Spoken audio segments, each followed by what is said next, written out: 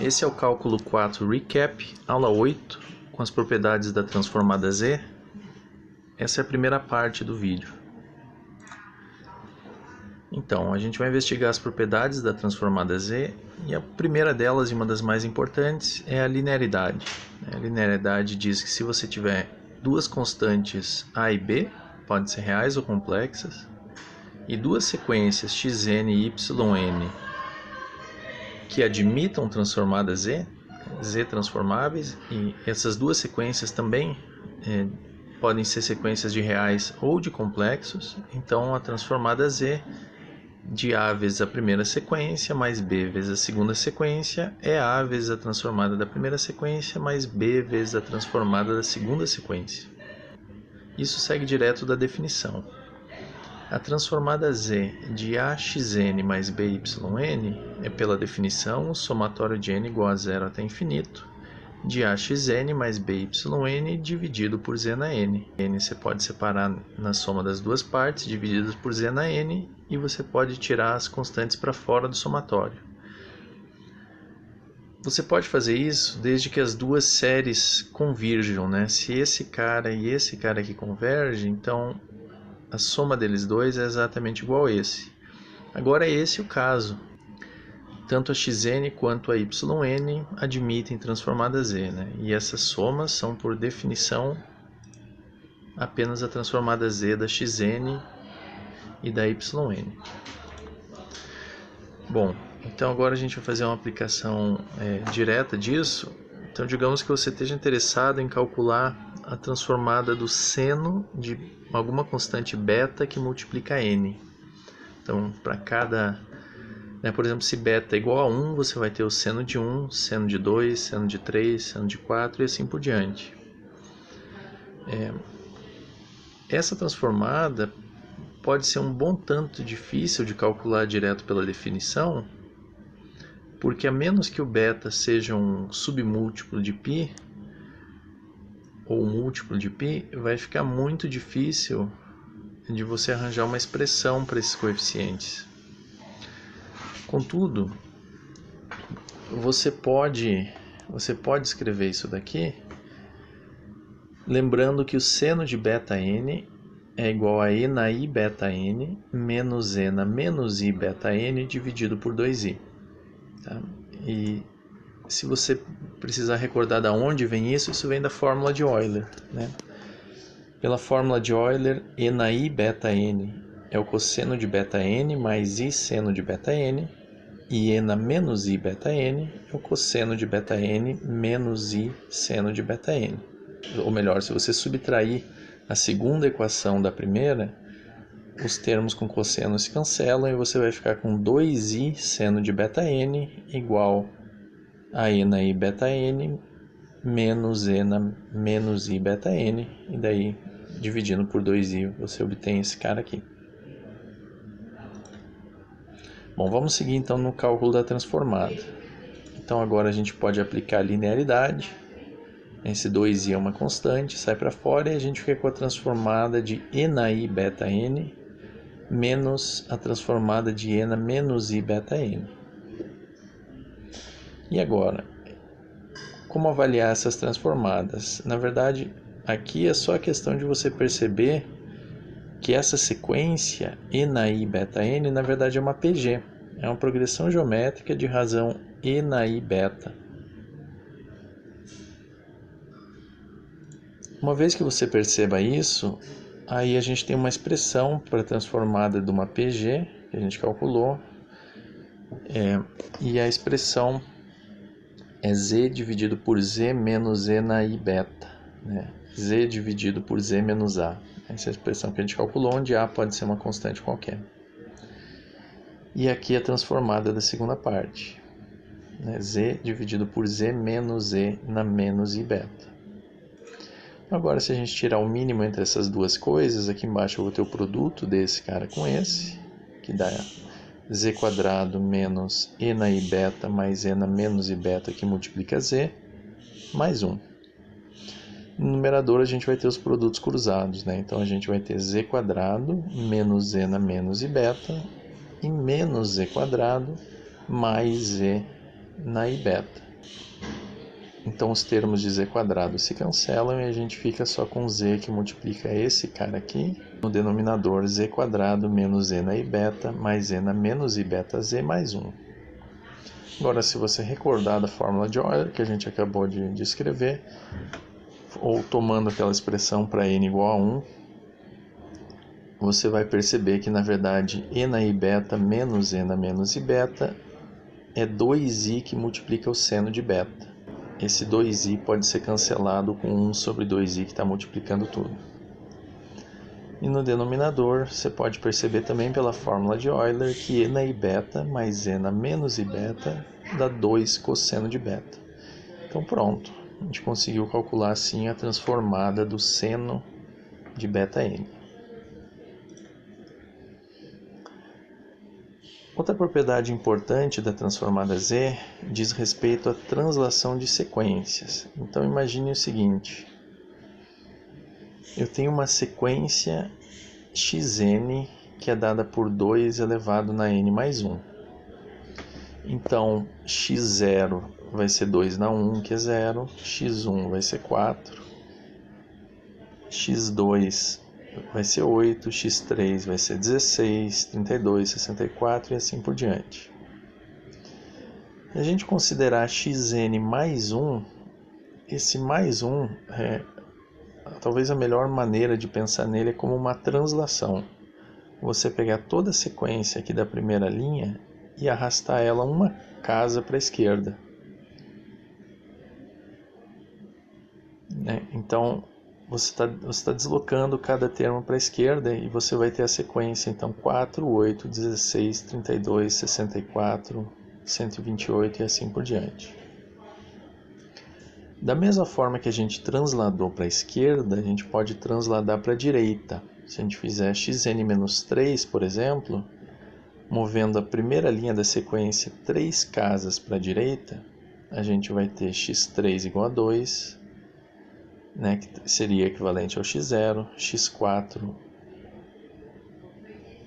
que seria o equivalente ao x1 igual a 4, x5 igual a 8, 16, 32 e assim por diante. Percebe que ao fazer essa translação a gente daí cai num problema, que a gente começou arrastando no zero. E os termos anteriores da sequência onde estão? Então a gente pensa no xn-3, sempre que esse índice for negativo, a gente pensa como encher de zeros até iniciar no primeiro valor da sequência. Então, olha aqui, se você aplicasse direto na fórmula 2n mais 1, você conseguiria calcular x2, que seria 2 na 0, que daria 1. Você conseguiria calcular o x1, que seria 1 meio, e o x0, que seria menos 1/4. Só que isso não é o que a gente quer dizer pela translação à direita. A translação à direita a gente enche de zeros até iniciar a sequência. Para deixar isso bem explícito, bem claro, a gente escreve, segundo a notação do livro Lecture Notes on Z-Transform, a gente segue a notação de escrever explicitamente a função de Heaviside de n-3 multiplicando xn-3. Então aqui eu estou deixando claro que eu tenho zeros até chegar no termo onde o n é igual a 3. Uma observação é para você tomar cuidado que no livro em português, uma introdução à transformada z, esse livro usa a notação xn-3 para o que a gente está usando de xn-3 u de n-3. Então tem essa diferença na notação para você prestar atenção. Sempre que tiver algum xn menos alguma coisa nesse livro, é para você entender como encher de zeros. Qual é o meu interesse em translação de sequências? Então, o nosso interesse é de entender como que a transformada z se comporta para uma sequência transladada. Então, se k for um número natural, que está fazendo o papel desse menos 3 aqui, ou do mais 1, e se a transformada z de fn igual a f de z existe para o módulo de Z maior do que R, então fora de um disco de raio R. Então também existem as transformadas Z de Fn mais K e Z de Fn menos K, heaviside de N menos K, também fora desse disco, para o módulo de Z maior do que R. E, além disso, vale o seguinte: a transformada Z de Fn mais K é Z na K que multiplica a transformada Z da Fn menos o somatório de n igual a 0 até k menos 1 de Fn Z na menos n. Por outro lado, calcular a transformada Z de Fn menos K heaviside de n menos K é simplesmente pegar a transformada Z da Fn e dividir ela por Z elevado na K. Então aqui eu escrevi de novo as duas expressões só para a gente recordar para a demonstração. E a primeira delas a gente pode obter escrevendo por extenso o que é a transformada Z da Fn. Então é F0 mais F1 Z a menos 1, F2 Z a menos 2 e assim por diante. Até que eu estou fazendo uma pausa artificial aqui, né? Acrescentando, escrevendo explicitamente Fk menos 1 Z na menos K menos 1, Fk Z na menos K, mais Fk mais 1 Z na menos K mais 1, e o somatório continua infinitamente. Por que eu quero fazer isso? Eu quero fazer isso porque se eu mantiver esses primeiros termos aqui do índice 0 até o índice k menos 1 idênticos, eu posso perceber que do termo de índice k em diante, eu consigo colocar 1 sobre z na k em evidência. 1 sobre z na k aparece em todo mundo aqui. De modo que eu vou ficar com, entre colchetes aqui, do que eu coloquei em evidência, com Fk, mais Fk mais 1 Z a menos 1, mais Fk mais 2 Z a menos 2 e assim por diante. Só que agora, se você prestar atenção, esse termo que está entre colchetes é justamente a transformada Z de Fn mais K. Quando n for 0, eu vou estar em Fk, então eu vou ter Fk vezes Z na 0, que é 1. Mas quando n for 1, eu vou ter Fk mais 1 vezes Z a menos 1, e assim por diante. Então, essa expressão em colchetes é exatamente a transformada Z de Fn mais K. Agora, se você isolar o Z de Fn mais K, você mantém o F de Z, passa todos esses termos aqui que estão somando, subtraindo para o outro lado, e depois esse Z na K que está dividindo passa multiplicando. E você obtém essa expressão. Agora, isso é exatamente essa fórmula que a gente tinha enunciado no teorema. Tem uma analogia disso com a transformada de Laplace, que isso seria o equivalente à transformada de Laplace das derivadas de uma função. Onde você vai ter a transformada original vezes S elevado na K, menos uma soma do número de termos, dos termos iniciais multiplicados por S, que é o que aparece aqui. Você vai ter apenas uma diferença de 1, os índices vão estar deslocados em 1, mas essa expressão é bem análoga à transformada de Laplace da segunda, terceira, da késima derivada. Quanto à segunda expressão, o que é a transformada Z de Fn menos K, UN menos K? Então, quando a gente faz a translação para a direita, a gente enche de 0 os termos da sequência até que eu chegue no termo de índice K. E quando o n vale K, eu vou estar em F0, eu vou estar em K menos K, que multiplica o heaviside aqui igual a 1. Então esse vai ser o termo de índice K da sequência, o F0. Por isso a gente vai ter, ao calcular a transformada, a gente vai ter F0 Z na menos K, F1 Z na menos K mais 1, F2 Z na menos K mais 2, e assim por diante. Colocando então 1 sobre Z na K, esse sinal aqui está incorreto, 1 sobre z na k em evidência, você vai ter entre colchetes aqui o somatório de f0 mais f1z a menos 1, f2z a menos 2 e assim por diante. E isso é simplesmente z na menos k, f de z. Então, a gente conseguiu demonstrar essa segunda expressão aqui. Se você tiver a sequência fn igual a t que multiplica n, então a gente já calculou, num exemplo anterior, que a transformada z dessa fn, f de z, é igual a t que multiplica z dividido por z menos 1 ao quadrado.